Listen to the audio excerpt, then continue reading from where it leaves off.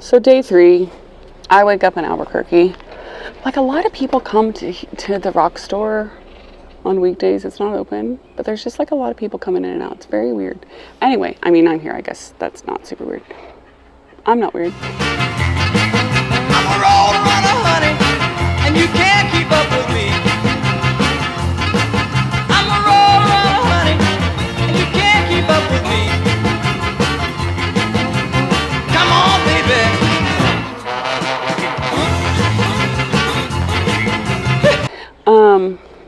Wake up in Albuquerque. I don't know how far I'm going to get today. The last time the Sportster went through Texas, the engine she went in with, that was not the engine she came out with. It was a thing.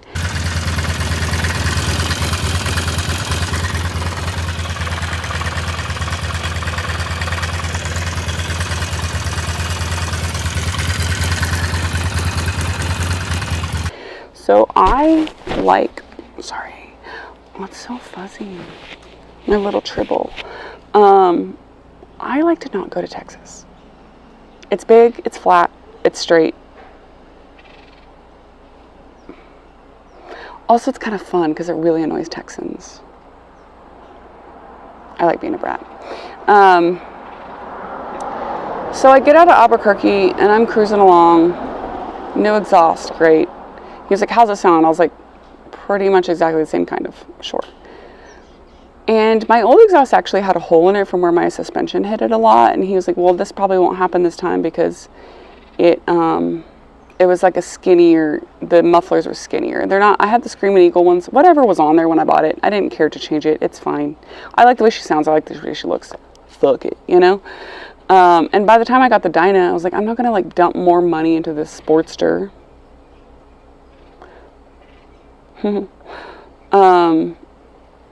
Because she's not gonna be my long distance bike anymore. Famous last words. And so I was like, it's fine. I like how she looks. It's like Men's Warehouse. You're gonna like the way you look. At least I did. I don't care. Other people don't like two for tours, but I don't care. It's fine. She's fine. And so I wake up out of Albuquerque. I'm riding out of New Mexico. Cruising along, life's good. I'm just having my morning breakfast fudge. Later I'll have my afternoon lunch fudge. Dude, I love fudge. Anytime any sign's like, hey, there's fudge here, I'm like, okay, you could kidnap me that way. I would go to there. Things I've learned. In New Mexico, semis should just be in any lane they want and live life. There's no such thing as a passing lane here. Everyone just camps in the left lane. Like you're just sitting there, going slower than everyone. I don't understand. Semis will just hang out next to each other. What the fuck's up with that? I get to the Texas sign.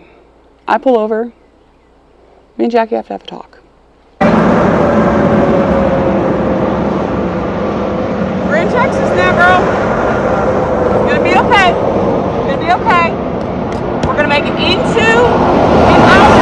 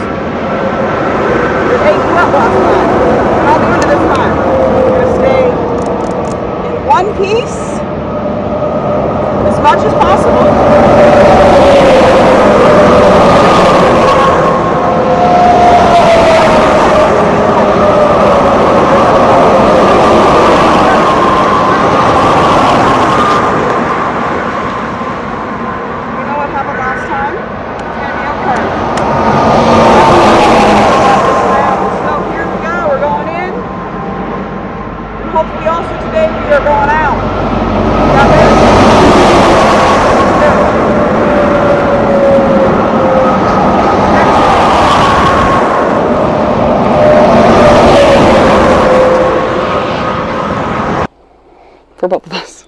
It's like, all right, girl, we got to go in and out. You know?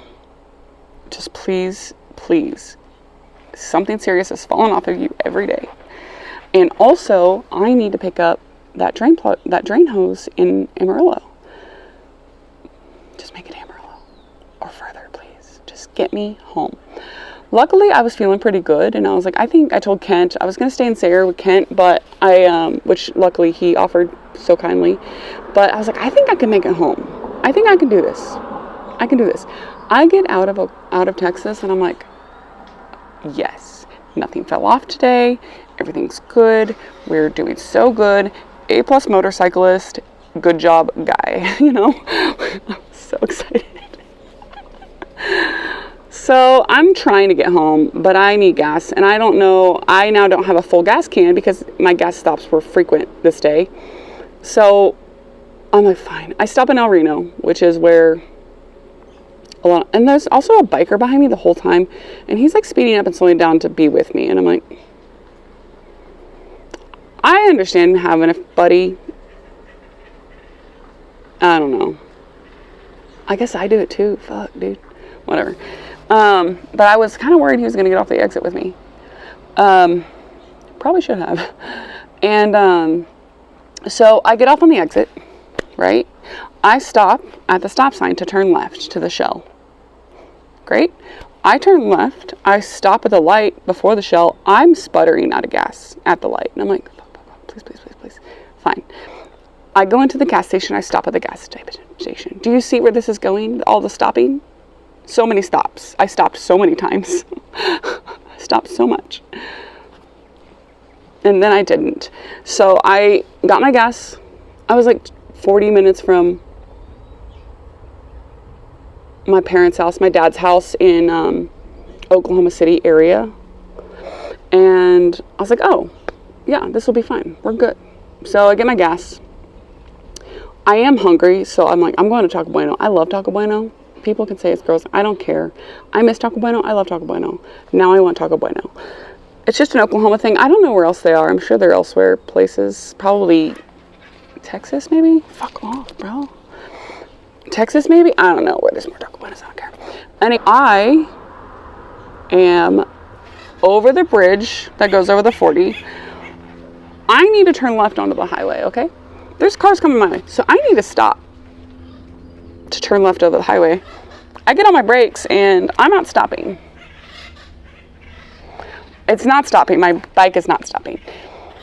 It kind of is because the front brake's fine, but the back brakes, nada, nothing.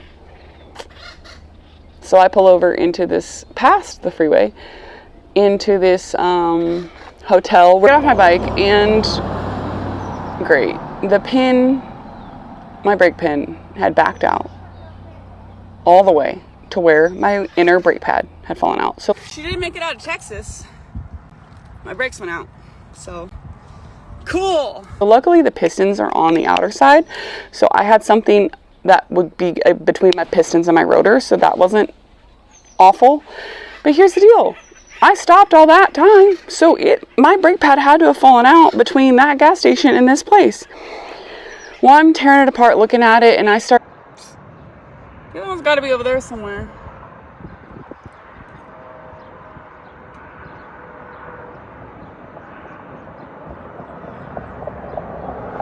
Yeah. It's a problem. So, that other one's over there somewhere. And I wish someone would just drive by and go get it. That'd be really cool. But I'm tearing it apart looking at it and I start looking for my brake pad. Not a lot of people pulled over. There's a couple that pulled over and they drove the path. I was like, it's got to be from the Shell to here. They're like, we don't see anything. We're sorry. I'm like, okay, no worries. It's got to be somewhere. It's probably just like face down or it rolled somewhere. So I start to kind of watch for it, but I'm worried about leaving my bike by this hotel. What in the Alfred Hitchcock is going on? Can you not? Thank you. And I can't find it. Finally, this kid in what he said was his mom rolls up. He's like, hey, you okay? And I was like, yeah, I think so. My brake pad's gone. He's like, do you need help? And I was like, yeah. And I could kind of tell he was in the middle of doing something. He's like, hey, my mom's going to check me to this hotel. He kind of looked military.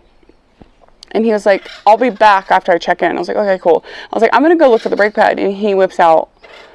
He's like, oh, you're going to go walk along the road? I was like, yeah. I had already done it.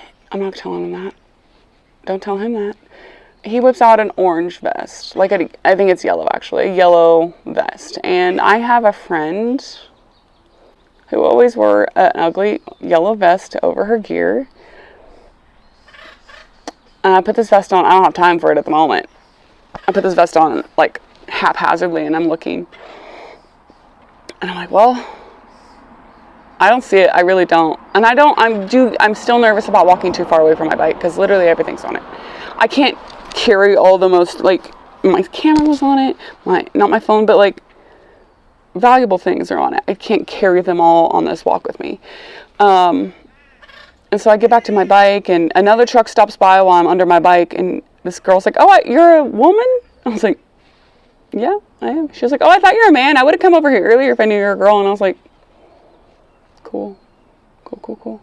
And also, like, this town isn't the best place. Small towns are great, but also small towns are unfortunately underserved and underemployed and riddled with addiction issues.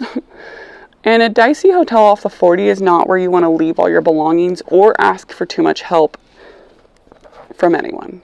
Like, it's just a thing. You just got to be careful. You just have to, like, learn how to read people and watch them carefully and have a big knife on you.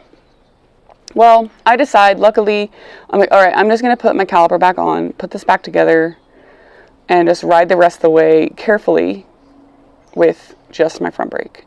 Some back brake. But I was like, it's going to, anyway. So that kid comes back, and he's like, oh, you got it. He's told me how his Harley was broken down. He's been trying to fix it down the road a bit. And I was like, oh, that sucks. He seemed like a nice guy. His name was Bucky. And, I tried to give him back this vest, and he won't take it. He seems like a military kid because he had like a pack. Just his vibes were military kid. I don't know how old he was. Maybe late 20s with a hard life. Not sure. I tried to give him back this vest, and he demands I keep it. So this is gonna fuck some of you up, and I'm sorry for that. But a few people stopped, but this guy who's living in this hotel right here, his name's Bucky, and when I was going to look for my brake pad, he gave me this vest. And those who know, Becca wore a vest like this. She always called it her ugly vest, and I tried to give it back to him, and he wouldn't take it back. So he also gave me a tourniquet.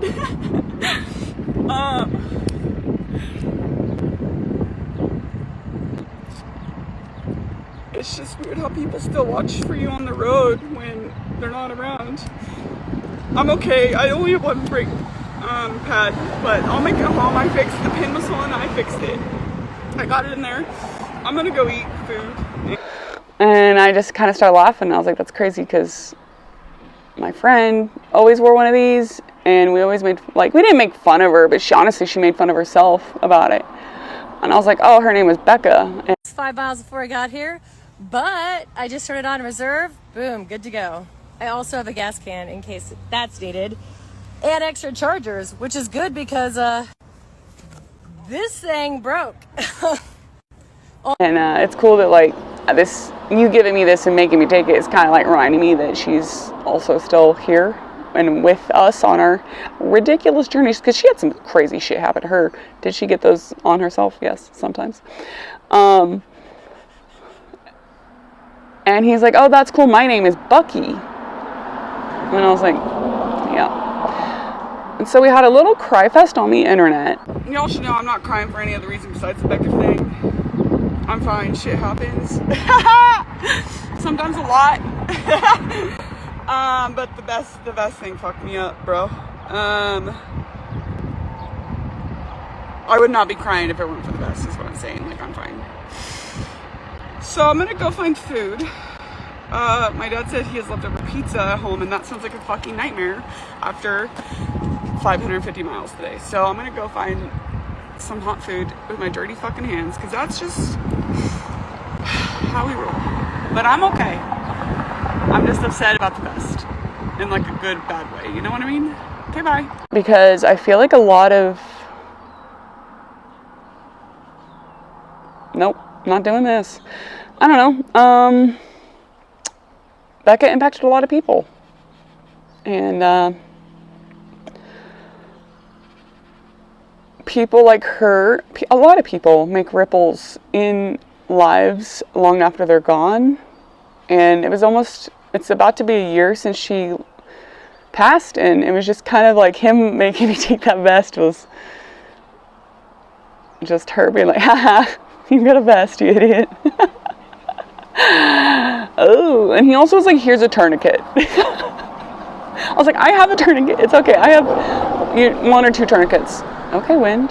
I have 1 or 2 tourniquets on me at all times. But he was like, he demanded. He was like, this one's set up so if you get hurt on yourself, you can use it. And I was like, okay, sure. He was not going to let me get, but like, also, here's the deal.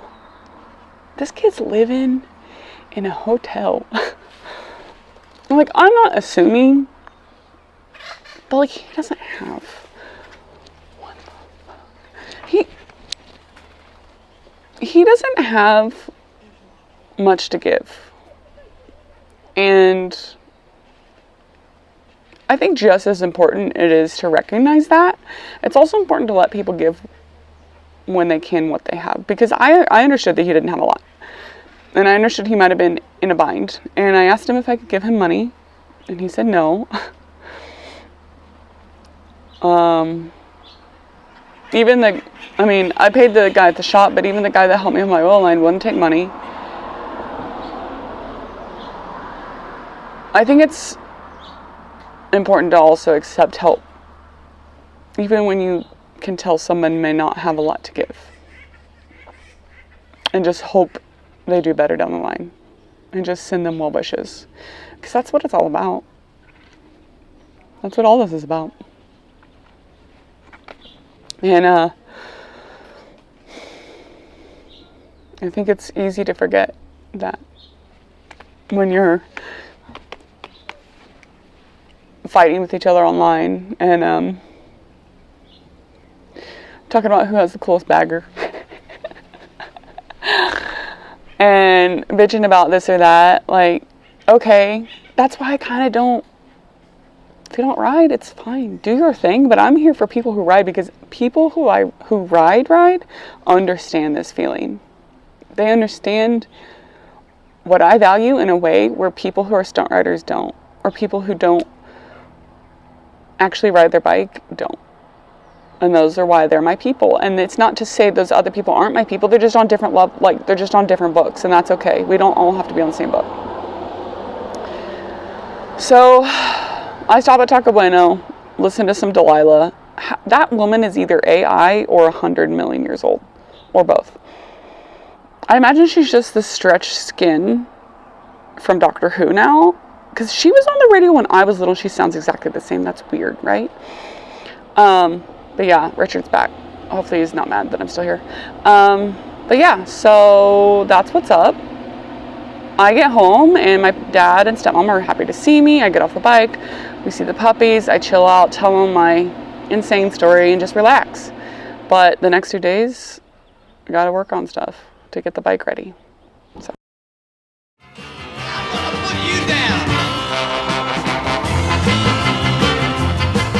I'm a road runner, honey.